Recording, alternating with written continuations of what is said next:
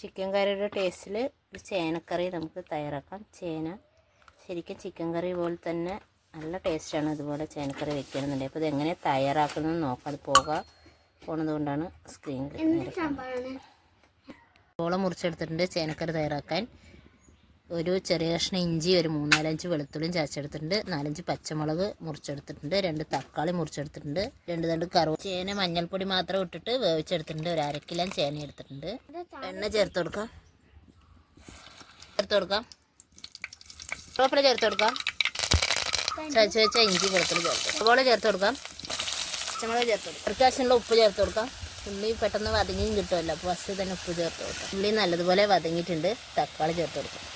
തക്കാളി വതങ്ങിൻ്റെ പൊടികൾ ചേർത്ത് കൊടുക്കുക. 1 സ്പൂൺ മുളക് പൊടി, 2 സ്പൂൺ മല്ലിപ്പൊടി, 1 സ്പൂൺ മഞ്ഞൾപ്പൊടി, 1.5 സ്പൂൺ ചിക്കൻ മസാല. എല്ലാ പൊടികളും നമ്മൾ വീട്ടിൽ തന്നെ പൊടിച്ചതാണ്. മഞ്ഞൾപ്പൊടി, മല്ലിപ്പൊടി, മുളക് പൊടി, അതുപോലെ ചിക്കൻ മസാല എല്ലാം നമ്മൾ വീട്ടിൽ തന്നെ പൊടിച്ചെടുക്കുന്നതാണ്.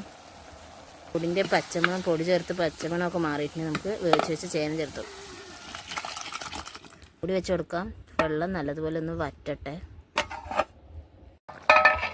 ചേനക്കറി റെഡി ആയിട്ടുണ്ട്. 1/2 സ്പൂൺ കുരുമുളക് ചേർത്ത് കൊടുക്കും. 2 കറിവേപ്പില ചേർത്ത് കൊടുക്കാം. മല്ലിയില ഉണ്ടെങ്കിൽ ചേർത്ത് കൊടുക്കാം. അപ്പോൾ നമ്മുടെ കയ്യിൽ ഇല്ലാത്തതുകൊണ്ട് നമ്മൾ ചേർത്ത് കൊടുക്കുന്നത്.